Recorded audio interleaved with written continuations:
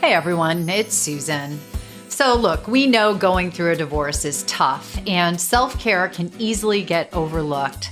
I wanted to share something that helped me, and that was creating a cozy space to relax. Something that can help you is Parachute Home, which is bedding and home goods that bring real comfort. Imagine ending your day wrapped in the softest sheets or a warm blanket. So if you're looking to add a bit of peace to your home, visit divorcebeyond.com/parachute. When you shop through my link, it supports the podcast, and you know how much I appreciate that. So remember, taking care of yourself is a big step forward. So check out Parachute Home and get yourself your own warm, cozy hug. Coming up on today's episode of the Divorce and Beyond podcast. Yes, travel can sometimes be stressful, especially when something doesn't go to plan. But really, when you're ripped out of your comfort zone is when you learn the most about yourself. And it's a really great way to do a reset.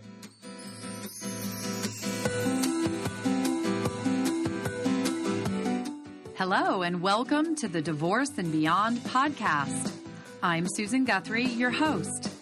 As a top divorce attorney and family law mediator for 30 years, I know what you need to know to get through your divorce, and most importantly, how to move beyond it to thrive and transition to your new future. My experts and I are here to give you the insider view into the process, so listen in for the wisdom and expert information you need on your journey through divorce and beyond. Hello, and welcome to today's podcast.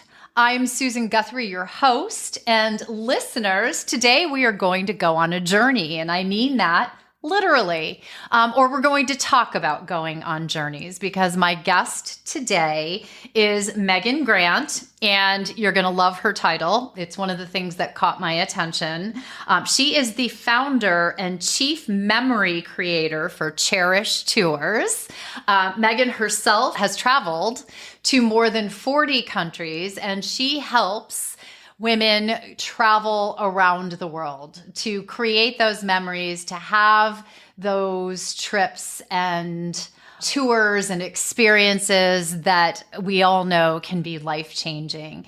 And really, as you all sit there listening to this podcast, I know that there are some major changes perhaps coming in your life. You're going through possibly some stressful times, and there's a lot to be said for travel as something that can help us both through and after as we heal from that. So Megan, thank you so much for joining me. Thank you so much, Susan, for having me. I'm very excited to be here and to talk with all of your listeners about travel and how it can be really healing for you in any stage you are at in your life. Yeah, I don't know that people think about travel as sort of a healing tool. We talk about journaling, we talk about going to therapy. I've had all of those episodes, and they're all wonderful things. But people don't necessarily think that going on a journey, a literal journey, a trip, a tour, is something that is going to help them heal and or help them with whatever mental health challenge or stress they may be living through. We're taping this, and it's going to air in October, which is National Depression and Mental Health Screening Month. And, we know, you and I were just talking about this fact that everyone we know, whether it's divorce or something else, everyone's going through some sort of mental health issue these days. COVID was that never-ending gift, and I put that in quotes, right? The never-ending existential trauma that we're all still recovering from. So travel's really one of those things that can, help someone set that foot back on a journey to feeling good. So, tell me a little bit about how you came to travel and have made this into Cherish Tours. I think a lot of people don't think about travel as a way of healing because they're thinking about the extreme version of travel. They're thinking eat, pray, love. They're thinking I need to take months off. I need to quit my life and uproot myself. And that's the only way to make travel healing. And I can come from experience in saying that that is not true. And even being a person who owns a travel business, I am not traveling full time. I am not a nomad. I am sitting at my house right now, based in Atlanta, and I'm here often. So I think the misconception I want to correct right off the bat is that you don't have to travel full time or live unconventionally in order to create a healing experience with travel. For me, I started traveling when I was really young. I was lucky to live in a family that had the privilege to take me to some really cool places. My first international trip was with my grandparents to London and Paris. I was probably about 12. And then I did a summer camp that I consider my first solo journey when I was 15 to the Caribbean. And that's also interesting because most people consider solo travel only when they go by themselves completely alone to somewhere they're completely unfamiliar with. But for this, I considered it my first solo journey because I got on the plane by myself and joined a group that I didn't know in a place that I didn't know. So that's really the first trip that sparked my passion for travel.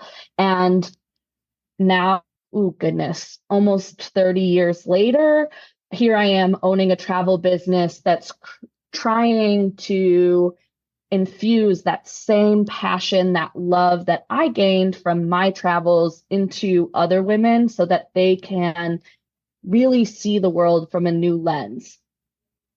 Yeah, it's such an interesting thing. I was looking through your website at gocherishtours.com, just for those of you who want to go take a look. And you have, a lot of different resources as well as tours that are upcoming. I know you have a safari coming up. We'll talk about that a little bit. I told you, bucket list thing for me is to go on a safari someday. And one of the things I think of with travel, because it's definitely one of my greatest joys, is to be able to go new places and see new things. But in and of itself, some travel can be very stressful for people. Yet here we are talking about it as a mental health benefit or something that can help you with your mental health. So I'm wondering, let's first talk about how it helps with mental health, and then we'll move into how to avoid the stresses. So, I think you've had some experiences personally where it's helped with, sort of a mental health break or support. I have. So people are not alone. Women are not alone in struggling with mental health. I am more than comfortable saying that I'm on anti-anxiety medication to support me right now. It's something I think more women should be talking about openly with one another to really know to support each other. And I think for me, one of the times that travel really helped was in a stage in my life where I was stuck in what I call and what my therapist has called freeze. So it was not fight, it was not flight, it was somewhere kind of in the middle where I was stuck, not knowing what to do next, where I wanted to go, just in a routine that was comfortable. And even the smallest little thing that you tried to add to my day, let's even say adding a step to my morning face routine, that would throw me off because I was just so comfortable in that repeat pattern of what made me feel at home. And that was actually burdening my mental health. I wasn't able to make progress in my career. I was avoiding a lot of my friendships unless it was something that was very routinized. It was not allowing me to live a full and beautiful life. And I broke out of that by taking a trip by myself and creating a new routine and just really ripping apart that routine that I was stuck in and creating a entirely new experience and an entirely new place. And I think that, yes, travel can sometimes be stressful, especially when something doesn't go to plan. But really, when you're ripped out of your comfort zone is when you learn the most about yourself. And it's a really great way to do a reset. I talk all the time in my show about golden nuggets. There's something there that's so valuable, I think, for my listeners as you talk about being in that place of freeze, not fight, not flight, because I bet you there are a bunch of them that are there right now. It is the most common place where people find themselves when they get to their beyond, the beyond divorce. They've gone through this, process of changing their entire life, all of the decisions, all of the emotions, and then they get to the other side and expect that life is going to be new, fresh, wonderful often, and they find themselves frozen. They find themselves in that place where taking a step forward and changing where they are in that moment. I think your example's fabulous, like using a new cleanser on your face or adding a step into your skincare routine seems like too much. And that may seem extreme to people, but you can really get there. And so travel is that way of taking you out of that space that you're in and literally putting you in another place and in other circumstances so that you can learn and grow and then come back. So I love that because I think freeze is something that will really resonate with those who are listening. And I think that's something that maybe people also need to think about is what you just said about the stress of traveling. Because, especially these days, I don't know, I travel a lot for my other side of my career, which is I do a lot of speaking engagements. And so I am on a plane all the time going off to some conference, and delayed flights and traffic jams and, you name it. I've dealt with it probably in the last month, and it can be very stressful. Yet I've kind of learned that if you've got a 5-hour delay for your flight, does that give you enough time to either get out of the airport and go explore the city a little bit? Or some of these airports are awesome. I don't know. I was stuck in Heathrow. I am telling you, they had shopping in the Heathrow airport that was way better than downtown London. Is part of travel and alleviating the stress maybe a go with the flow attitude? I think it can be, but I also think that it's really hard to just be one of those people that goes with the flow and takes the punches as they come.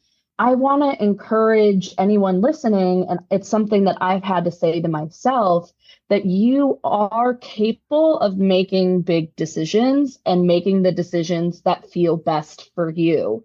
So in knowing that you are capable of that and that you can handle difficult situations, you can handle whatever travel thing you get thrown. If it's a flight delay or even if it gets canceled or whatever it is, it might be stressful at first, but you can create it into something that is maybe an opportunity, like you said, to take an extra day in the city or to just take a spa day or relax in a lounge at the hotel or whatever it is for you.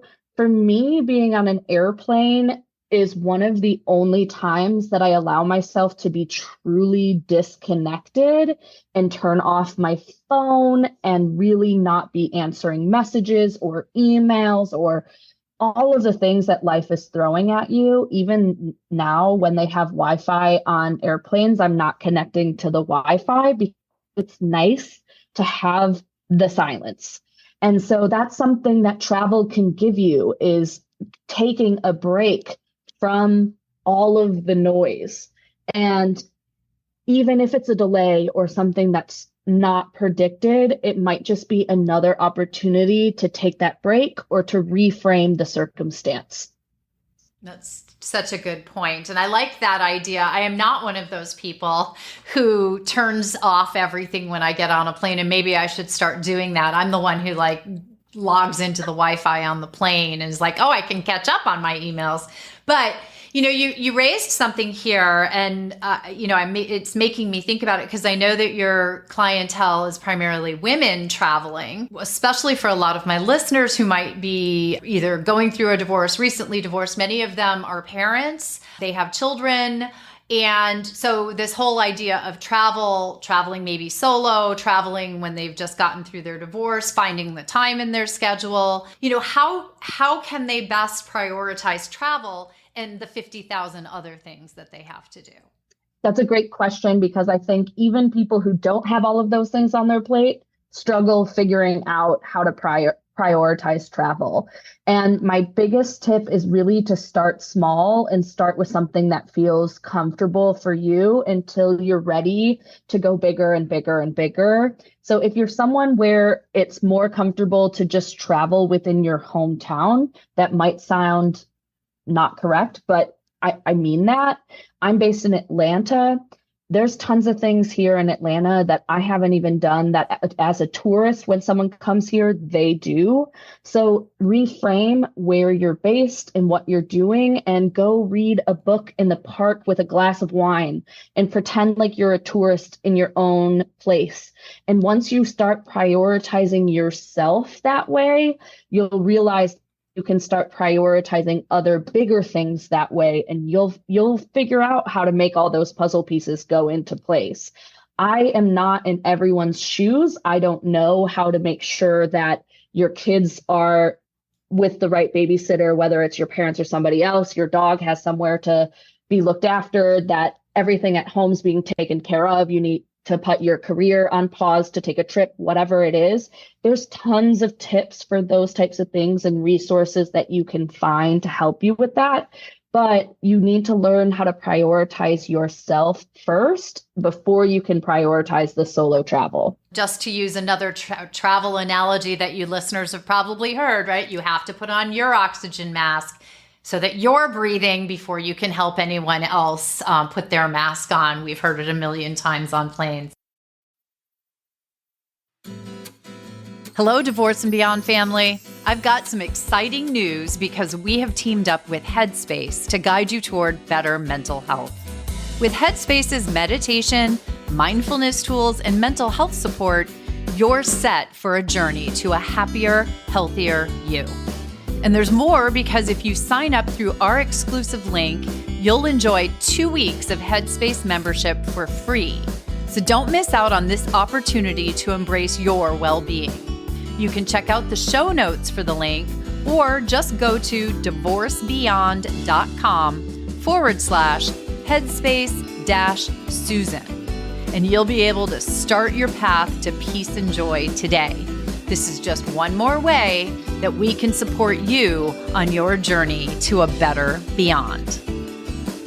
Stay tuned for more from Megan Grant from Go Cherish Tours as we continue our discussion about the many benefits to solo travel as you heal and grow during and after your divorce. I had a woman who traveled with Cherish to Panama at the end of last year, is a co-parent. She got divorced few years ago, and she's now starting to travel without her kids and obviously without her previous partner.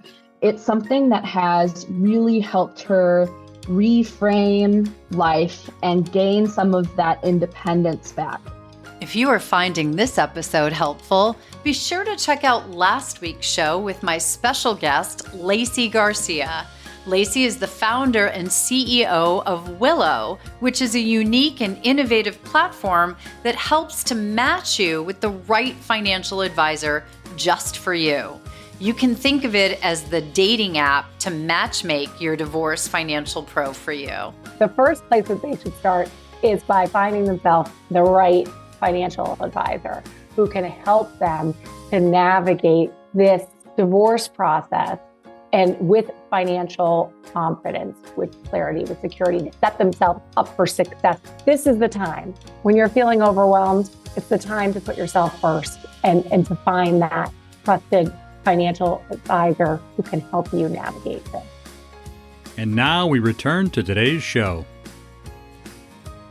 And I think it's important for people to understand, and maybe our moms need to hear this, our parents need to hear this. One of the things that comes out of a divorce or separation is often that you find yourself, and I'm going to use your term, Megan, because I think it's fantastic. I'm going to co-opt it, but I will promise to give you credit for it from here on out. I'm doing it now.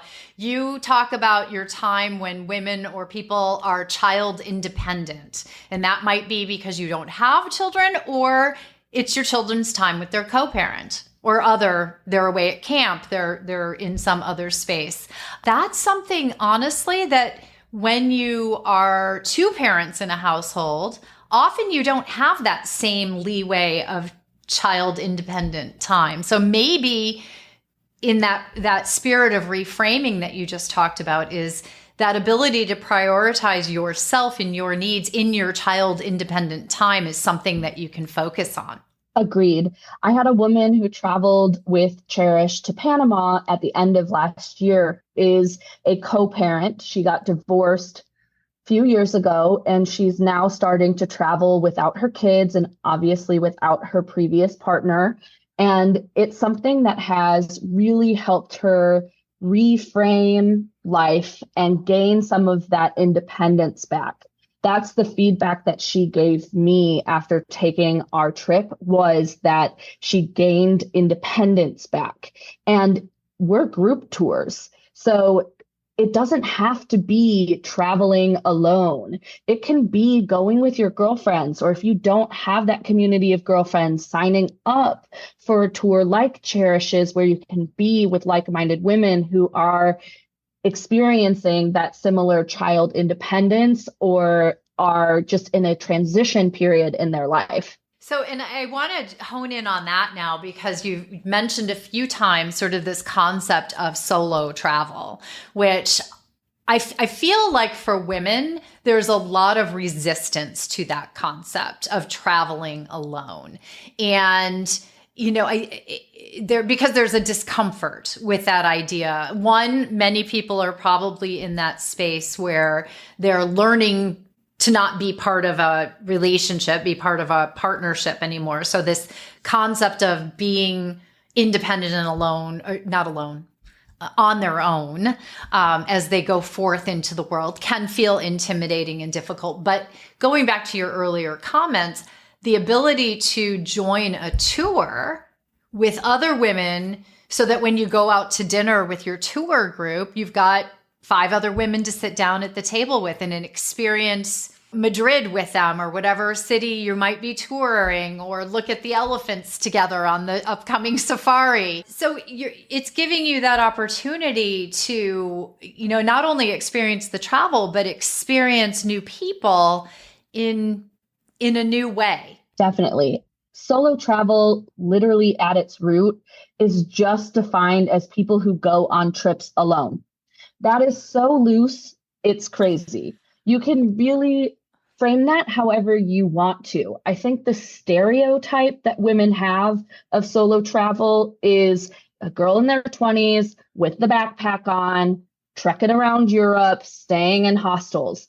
That does not have to be your version of solo travel. It could be staying at the 4 or 5-star resort in Cancun, Mexico, sipping a glass of margaritas right by the pool.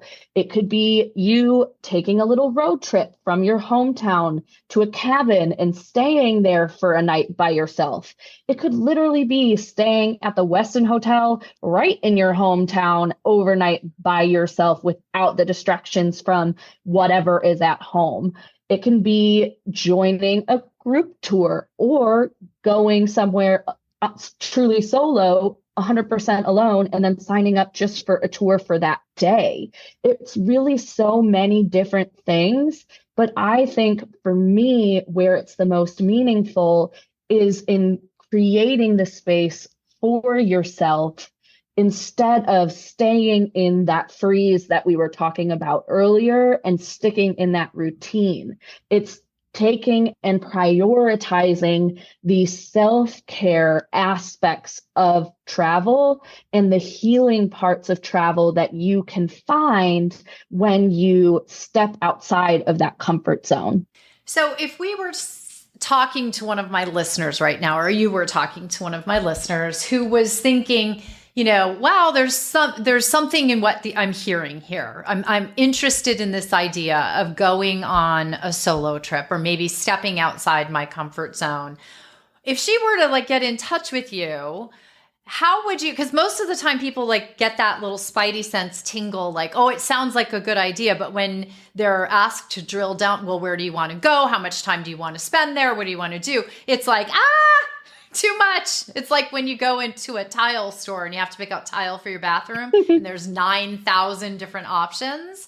So, how do you help people hone in on what their experience might look like? Decision fatigue is so real, especially coming out of the pandemic and having so many decisions that felt like life or death, and you didn't really know exactly what to do or anything like that. A lot of people experience burnout, and then they have no idea how to make even a small decision, let alone a bigger one about where I should travel and where's safe for me and where's healing journey going to start if I'm going to be doing travel for self-care, mental health, and healing.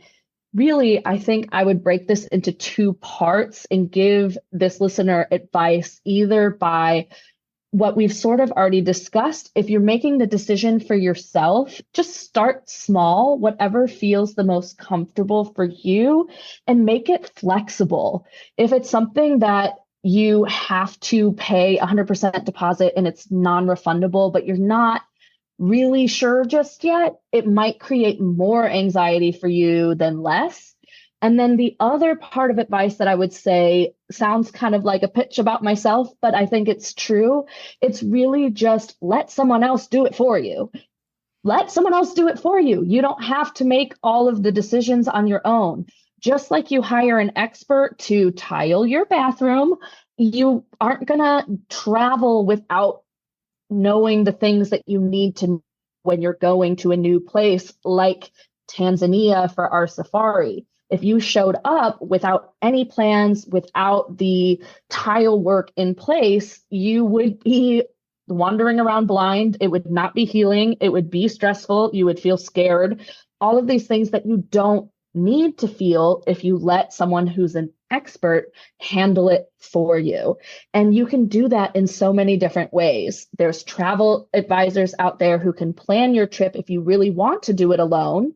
There are people like me who offer pre-arranged tours so that you can join a group. And then there's also different things like private tours that you could book for you and your family or you and your friends. I love all of those options because, and that's part of what I think is helpful for people to understand. As much as all of you out there, when you were going through your divorce or through the changes in your life, you probably Googled or went through Instagram or something and found this podcast as a support system, as a system of giving you information, giving you advice about what you might do and what you might think of. Travel is the same thing. There are a lot of resources out there, and there are a lot of people who, like you, just by reason of having gone to 40 countries, you have more experience at travel than probably most people that we know on how to make the process smoother, what to do and where to go when you might be going somewhere, and how to just streamline that process for someone else. And that takes a lot of the stress out of it. Think about HGTV, for those of you out there who watch the decorating show, right? We're talking about tiling the bathroom.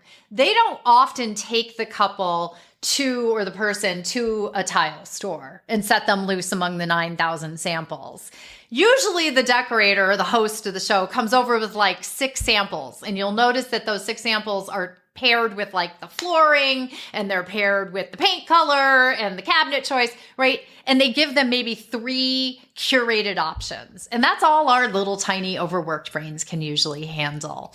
And then they end up with something that looks great. And that's because we've let somebody else help us to curate based upon what they know we like and what we've told them we're looking for, right? And I assume you do that with your people as well, as sort of, find out what their interests might be. Is it laying on the beach in Cancun, drinking the margarita, or is it, chasing the lions in Tanzania? So Cherish right now offers 10 different destinations around the world. We're building up our destinations. We are just over 3 years operating in our fourth tour season, heading into our fifth tour season. And we love our 10 destinations. We are experts in those 10 destinations. So we can help you, if you want a private experience, have a fully customized experience that is catered to your preferences. Or with our small group tours, we do have a prearranged itinerary that everyone is signing up for. However, unlike other small group tour companies, we add in personal choice into every single one of our tours. One of my tours that's literally going on right now as we're speaking, Susan, is in Iceland, the Faroe Islands, and Denmark. And we have our youngest traveler on that trip is 32, and our oldest traveler on that trip is 73. So we have women across decades that are traveling together and learning from one another, which is a beautiful thing. But the woman at 72 is not going to want to do the strenuous hike that the woman at 32 was willing to do. So we offer a couple of options so that the woman at 72 and a couple other women who wanted to join did a sightseeing tour instead. And then the ones who were up for the strenuous hike did that too. So we do that throughout all of our itineraries so that you can truly have a vacation that feels like your own, even though you signed up for a group trip. See, that's amazing, because that allows you really truly to take the concept of the place, of the, being excited. My husband has so always wanted to go to Iceland. The minute you just said that, I'm like, oh, he'd be so jealous. He's dying to see the Northern Lights. Being able to find the destination that speaks to you, but then having the ability to curate it a bit so that it really suits you and what you're looking for. And, the one that does tingle my spidey senses to talk about those again, is you've mentioned that a safari is the next upcoming trip. So I can't let you leave without telling us a little bit about what's involved in that trip. Thank you for letting me speak about it, because I'm very passionate about this safari. It's an incredibly unique trip. I don't think I've said just yet that all of Cherish's tours support women in business. That is what is unique to us. So we support women in all of our destinations by staying at boutique hotels that are woman-owned, partnering with local female guides, working to find women artisans, women shops, women restaurants. That way you're taking a vacation and you know that the money you're spending on your vacation is supporting women. So it's not volunteering. You don't have to go show up and actually feed the horses at the farm or go pick weeds out of the community garden. It's still a vacation, but it's intentionally planned to make an economic impact on women. And our Tanzania safari is doing just that. We are supporting a local woman in Tanzania attend hospitality and tourism school through our tour. She just turned 18 actually a couple of days ago, and she got her very first birthday cake, which had the pleasure of seeing a video of, which was amazing. And so I am very proud of the Tanzania safari because we have found lodges that are owned by women that support local people in Tanzania.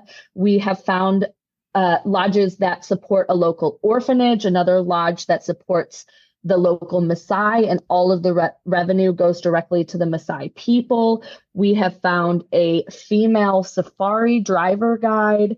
It's just a really incredible way to experience Tanzania, both in experiencing local culture and, of course, doing the iconic bucket list thing of seeing the amazing wildlife that exists in Tanzania: lions, wildebeest, elephants, cheetahs, all the things. It's truly special. And I will add one more thing before I run out of breath. The Tanzania safari is extra special in my opinion because we are only operating private experiences. So it's just our group, whether you're doing the private tour option or the small group tour with us, you will have your own Jeep with your own safari travel local guide. Versus a lot of other tour companies, if you start digging into and researching African safaris, you'll fly to a safari lodge and then you join other people from that lodge in a Jeep and all go out together. And then you're kind of stuck doing the things or trying to be polite to the people who are also joining your Jeep. And you might not even have the same people every day. So you're navigating different personalities from day to day, depending on how long your safari is.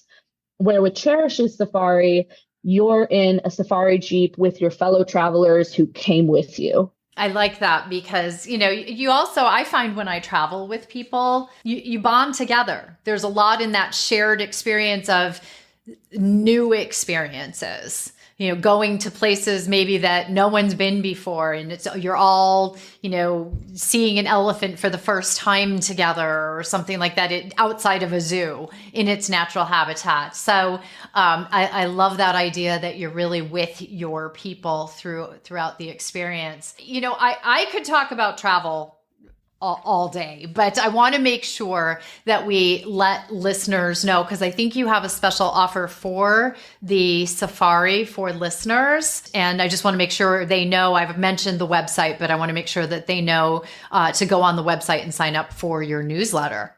You can go directly to our website to sign up for our newsletter if you're wanting to know just about any upcoming experience that Cherish is having, or just want to gain some additional travel tips and insights and things like that. Our blog is centered around women and supporting women. So we do topics like mental health and how to prioritize travel, what type of traveler are you really, things like that. So you can gain a lot of knowledge about traveling and how it can be more healing and beneficial for you. All through our newsletter, just go directly to gocherishtours.com to subscribe, and we do that monthly. And then I also came with a promo code. Divorce and Beyond is the promo code for $100 off the Tanzania Safari in 2025. It's in February, at the end of February. And we're also extending that trip with the opportunity to go to Zanzibar, which is a very gorgeous island, gives you Maldives vibes, very blue ocean. Just sit on a beach, at a resort, have a drink. It's a great way to end the safari and just relax before going home. Oh, well, I have FOMO on this entire trip at the moment, I have to tell you. So thank you very much. Listeners, as always, I will put all the links in the show notes so that it makes it easy for you to find them. I'll also put that wonderful promo code Divorce and Beyond. I hope you all can remember it. It's one word. Megan, thank you. And thank you what you're doing, because you're helping people. Travel sounds like something that's a luxury in our lives, that is something that is just for a few or just for special occasions. And you've really made it accessible, and that you're helping women around the world to support other women around the world. It warms my heart and makes all the more reason to check out Cherish Tours and for people to travel with you. I very much appreciate your coming on the show. I appreciate you having me, and thank you so much for inviting this conversation. I think it's important for more people to expand their thought process when it comes to what travel can look like for them. I love it. Thank you so much. Thank you for joining me today on the Divorce and Beyond podcast. I hope you found some information and inspiration to help you on this journey. Please join me every Monday at 6 a.m. Eastern Standard Time for a new episode. And if you like the show, please take the time to subscribe and leave me a 5-star review on iTunes. You can also find more information on the website at divorceandbeyondpod.com, where you'll find links to the YouTube channel, transcripts of the episodes, and other bonus content. So I'll see you next week to help you move through your divorce and beyond.